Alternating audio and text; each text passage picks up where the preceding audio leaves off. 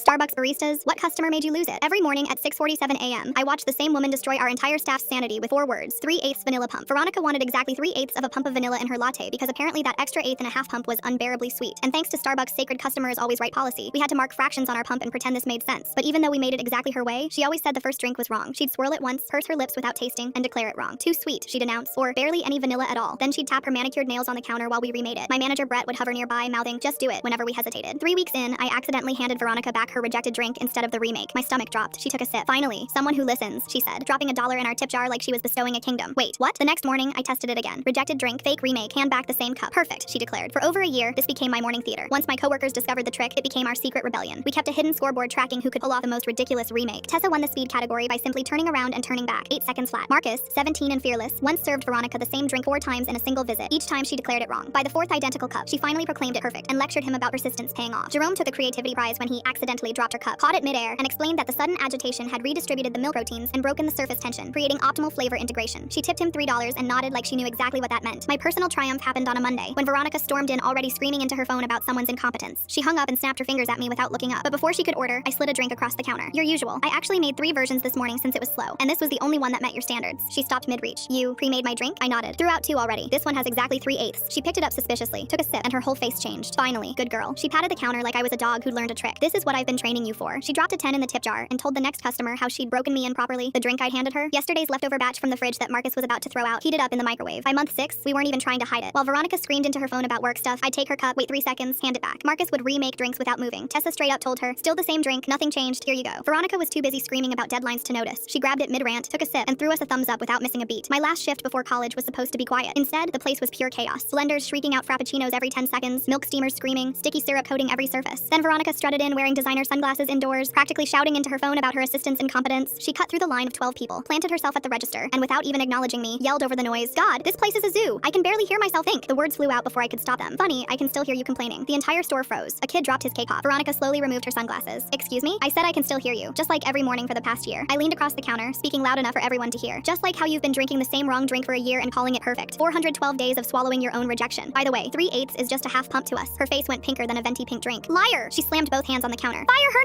now!" she screamed at Brett, who just walked out of the back. "She's lying to humiliate me. I spent thousands here." Brett, who lived by the employee handbook, knew firing me would tank his quarterly review. He cleared his throat. "Ma'am, today is her last shift anyway." "That's it?" She stormed outside with her phone, pacing the sidewalk for 2 straight hours on hold with corporate. We watched through the windows as she gestured wildly at no one. After her call went nowhere, she marched back in, hurled her sunglasses at the window where they shattered on impact, and screamed, "I will never come back to this location." Then she ran to her white Mercedes and sped off. I worked my last 2 hours with the biggest smile. A month later, Marcus texted me, "She still hasn't been back. We're free." I'd given my coworkers the ultimate gift, a Veronica-free workplace. And me, I got the perfect last day.